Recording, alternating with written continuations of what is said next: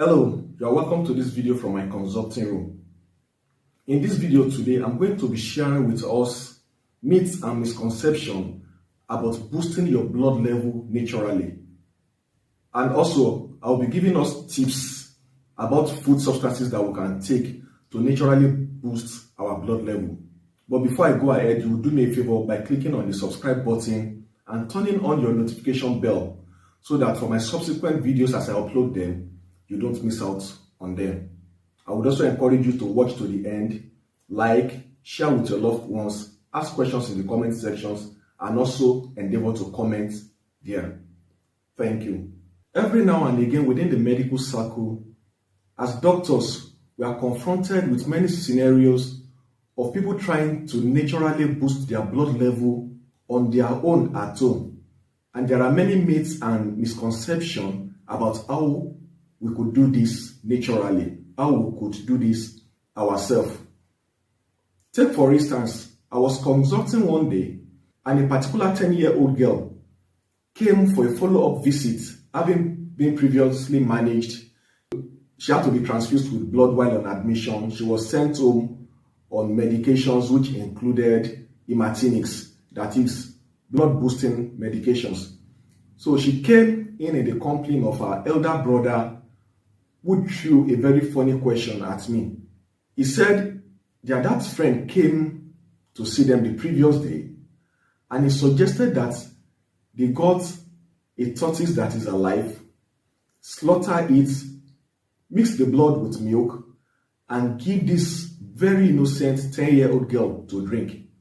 That first and foremost, it was going to cure her illness permanently and there wouldn't be need for blood transfusion or taking of blood boosting medications. Another misconception or myth that people have about boosting their blood levels naturally is that they can mix malt and milk, or some people even go to the extent of mixing tomato paste, refined tomato paste, with malt and milk, and they drink it. And it is also a common scenario to find blood donors to go after malt and milk, mix it together and drink in a bid to replenishing the blood that they've donated. These are all misconceptions about naturally boosting our blood level. Now, this young man asked me concerning his younger sister, should he go ahead to hunt for a live tortoise or go to the market, get a live tortoise to slaughter and do as his dad's friend has instructed them to do concerning his younger sister. I laughed and I gave a very, very humorous response. I just told him I wasn't taught that in medical school. Then I settled down to bring him to an understanding again of what the medical condition of his sister was, our management protocol, and how we are attempting to take care of her and bring her out of that state. There are many, many more misconceptions, fables, and fallacies about how you can boost your blood level naturally at home. One thing we should understand is this.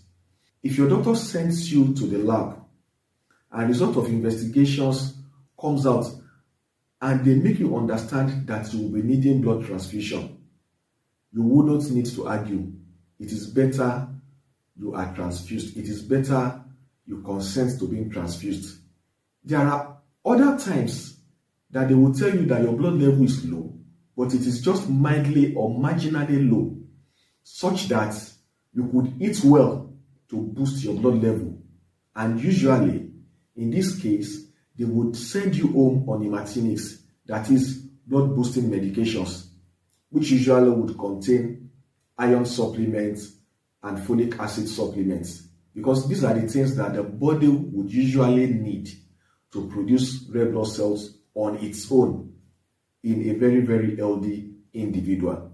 So as much as possible, when the doctor tells you this will be your management protocol, either blood transfusion or use of hematinics or even administration of other blood products, it is essential that you follow your doctor's prescription. Now, what are some of the very common food substances that you and me can eat to boost our blood level naturally. These are very common. Green leafy vegetables, they top the list in this case. Green leafy vegetable, your pumpkin leaf, your spinach, your bitter leaf, all of your green leafy vegetables, your lettuce, they are very, very rich sources of folic acid. These are food substances that you can eat, generously to help you to boost your red blood cell level. Your legumes are also very important when it comes to boosting your blood levels naturally.